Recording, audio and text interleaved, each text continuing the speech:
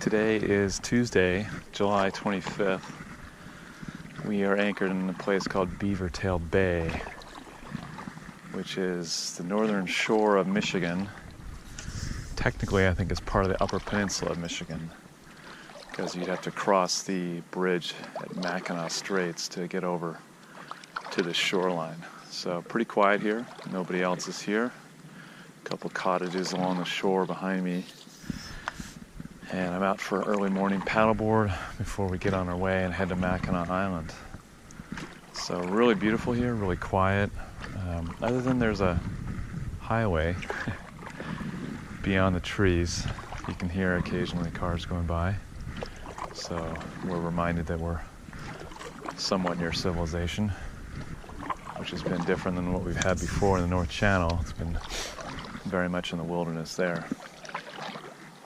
So, beautiful area, and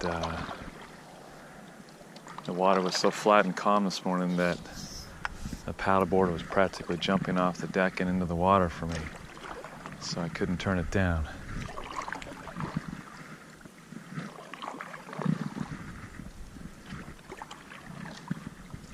Kind of shallow in this part of the bay. You can see the rocks coming up from the bottom there. Very clear water here, similar to, oh, there's a big rock there. Similar to how clear the water was in the North Channel. Keep an eye out for any fish or sharks.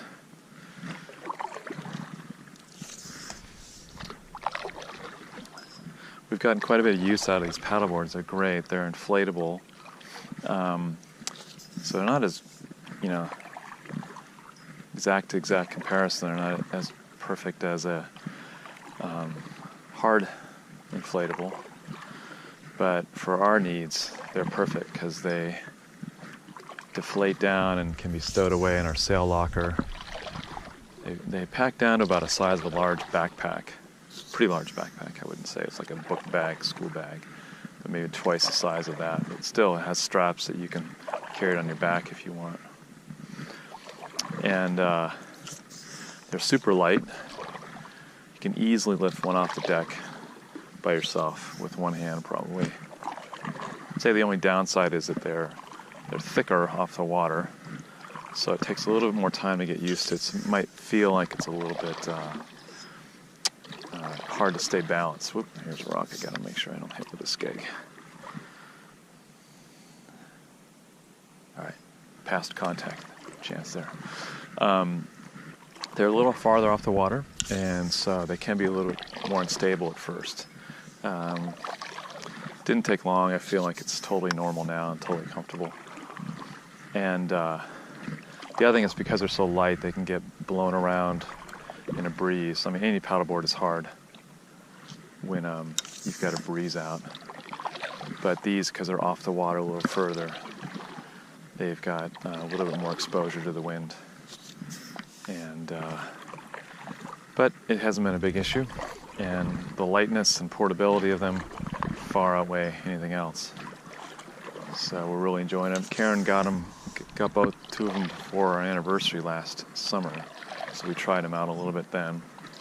But really, the purpose of having them was for this trip.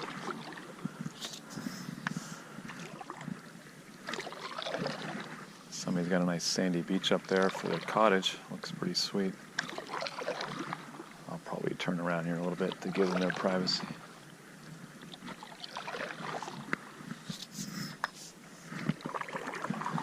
So like I said, we're headed to Mackinac Island today. We've kind of made a little change in our plans. We'll probably spend 2 nights there and then go into the marina in Mackinac City that I've booked while Karen's away at our high school reunion. And we were going to take off from there to go back into the North Channel. We made kind of the hard decision to actually keep going. We're going to keep going into Lake Michigan, west, and hopefully make it across to Door County, peninsula between Green Bay and Lake Michigan. And so the plan is to not only kind of punch our Lake Michigan ticket, but actually to see some things over there, maybe try to connect with my friend Mary and Dave, because they live in Wisconsin. And so that's kind of exciting. We're looking forward to that. We figured we could always come back to North Channel, maybe even charter a boat there if we wanted to. Very beautiful area. It's hard to turn down another week or 10 days in the North Channel, but I think we'll enjoy the more variety of checking out Lake Michigan and especially Door County. It's interesting because the Lake Michigan on the eastern side, there's Traverse City, which we also want to check out, but the shoreline is mostly sand, a lot of sand dunes on the eastern side. On the western side, it's very rocky in this Door County area, at least the northern part of western coast of, whoops, we got a rock ahead of us. Northwestern part of Lake Michigan is rocky. And it's supposed to be very beautiful, lots of little harbors, probably kind of like this. I'm gathering fairly undeveloped, but we'll see. And we're looking forward to doing that after Karen gets back from her reunion. We have about 10, 12 days to kind of do something, and then we need to be heading back down to the bottom of Lake Huron and into the St. Clair River and past Detroit, starting to make our way out that way. So what I thought was going to be our sort of terminus of our trip and turnaround point of Mackinac City now seems like it's going to be somewhere over in Door County.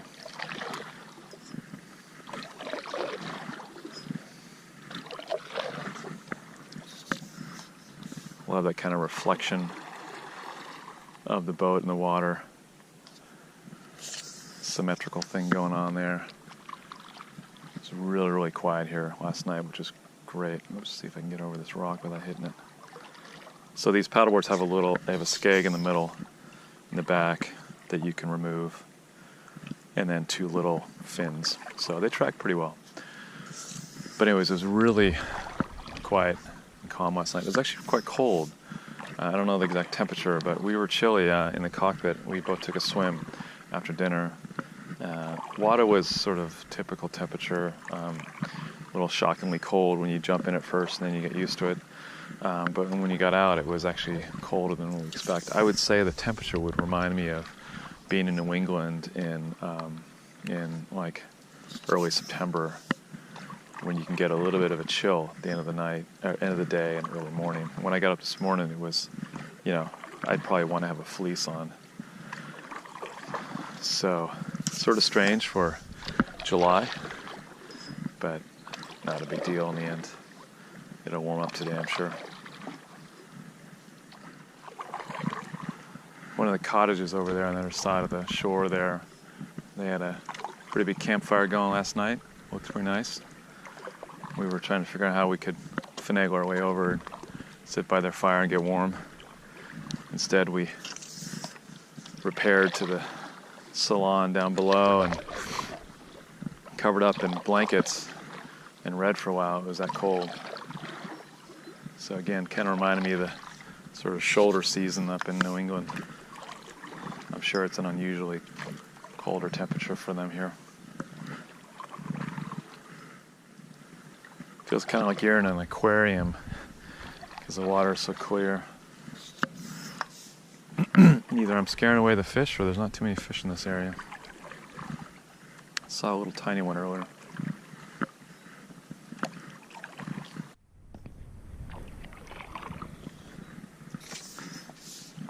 Rock up ahead.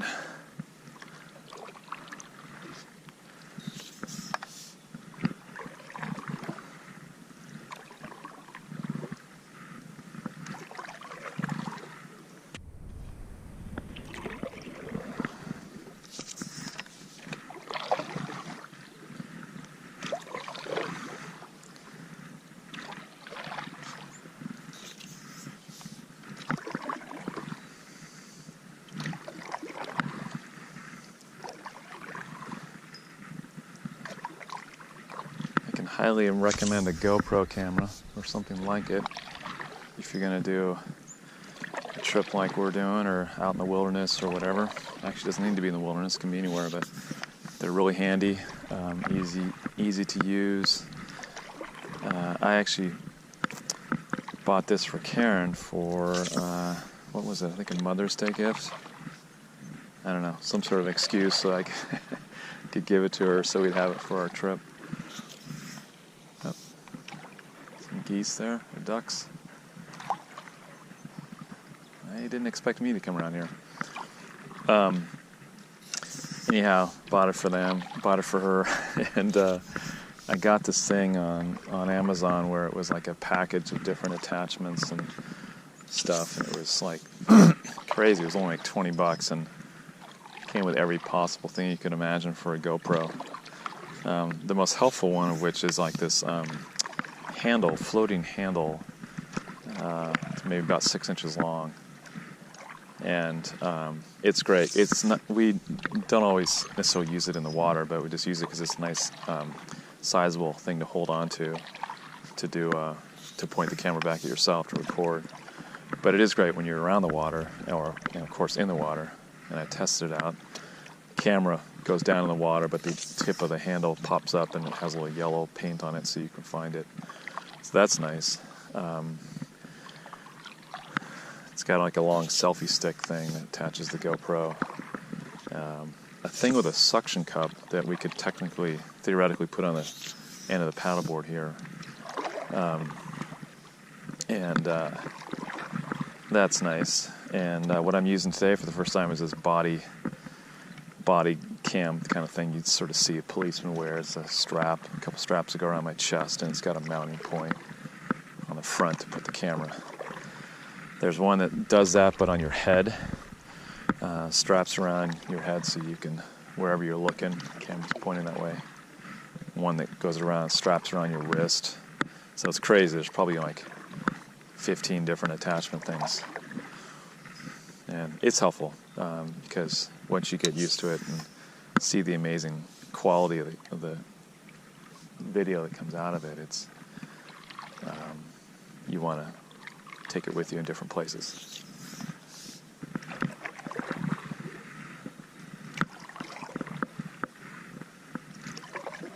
I love these times of the day when it's early morning and not a lot of activity around, but the light is really beautiful.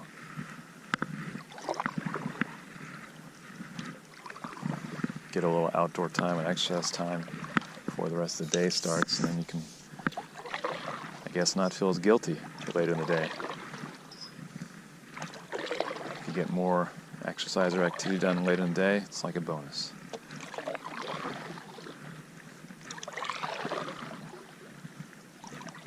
That house has a ton of windows right in front of it.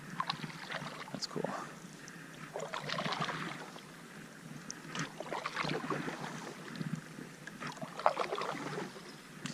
So the water level here, I imagine it's all the same kind of connection of waters as it was in North Channel. The North Channel was 3 feet above what they call chart datum. So 3 feet above sort of a normal average year. And so I'm about probably 5 or 6 feet above the bottom there, so this gives us a lot more water to work with when we come into anchorages. It's quite nice.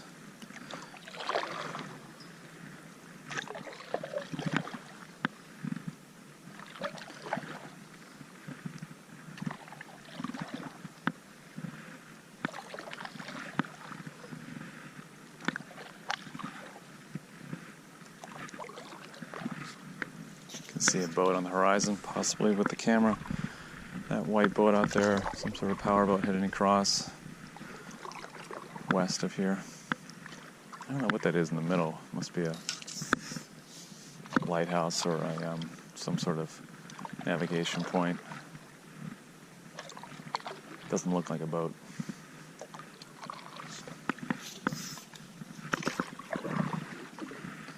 Take a little trip through these islands here and then circle around and head back.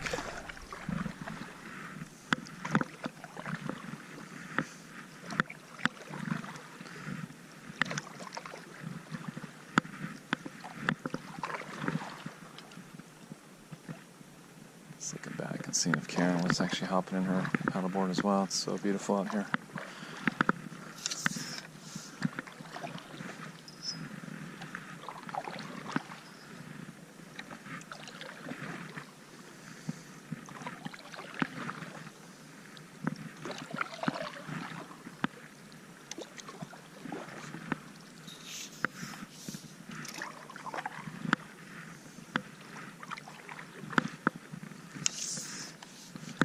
have been issues in some of the other lakes. I think particularly Lake Erie with algae, sort of foreign algae, maybe you might refer to it as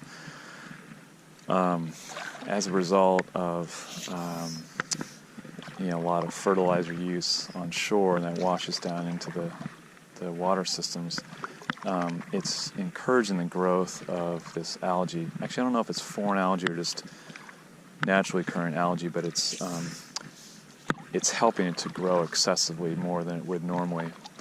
And then there's some sort of toxin that it gives off, and that toxin can cause the water to be dangerous for contact, especially drinking, but even just swimming.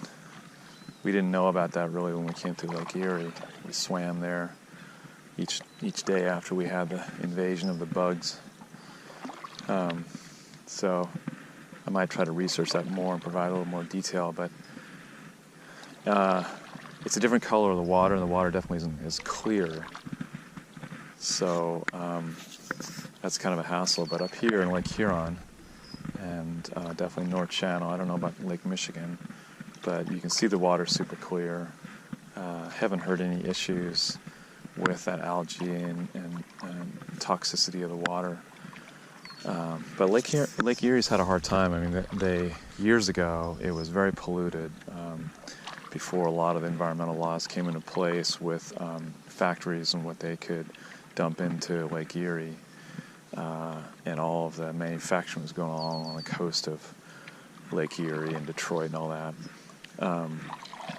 It was very polluted, and one river, the Cayuga River, I think it is, in Cleveland, it actually caught fire because there's so much petroleum rising to the surface.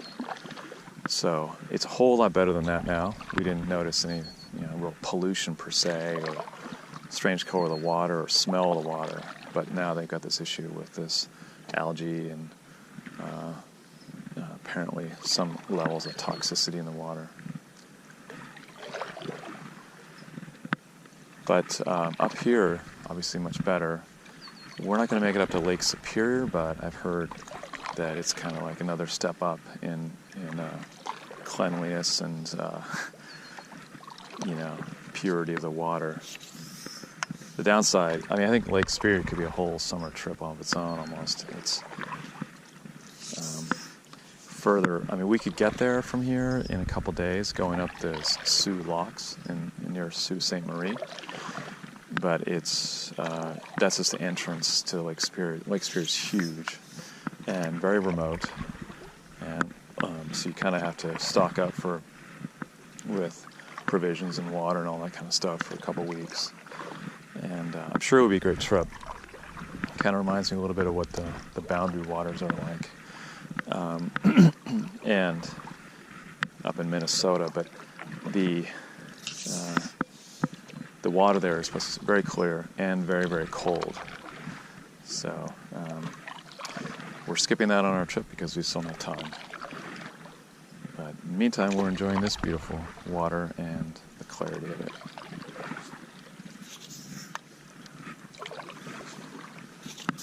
These rocks are actually really interesting. I just noticed that they've got all these holes in them, which I'm wondering if that means that they were volcanic at some point, trapped air, hot gases or whatever in there when they were forming.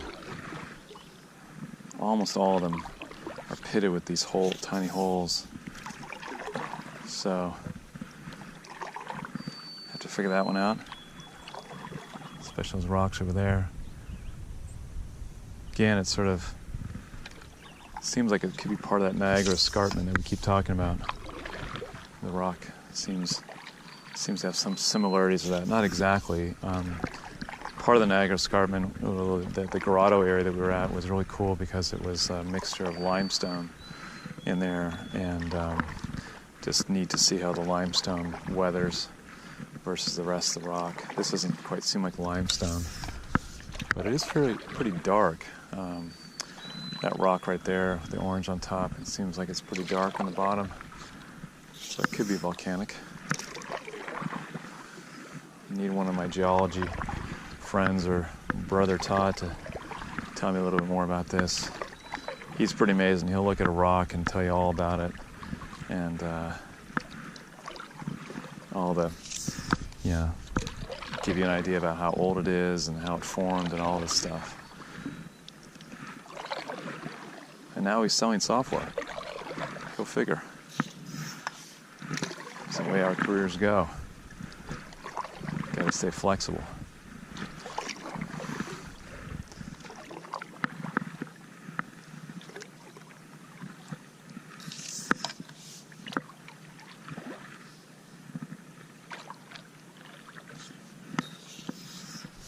Alright, so that concludes the morning paddleboard trip.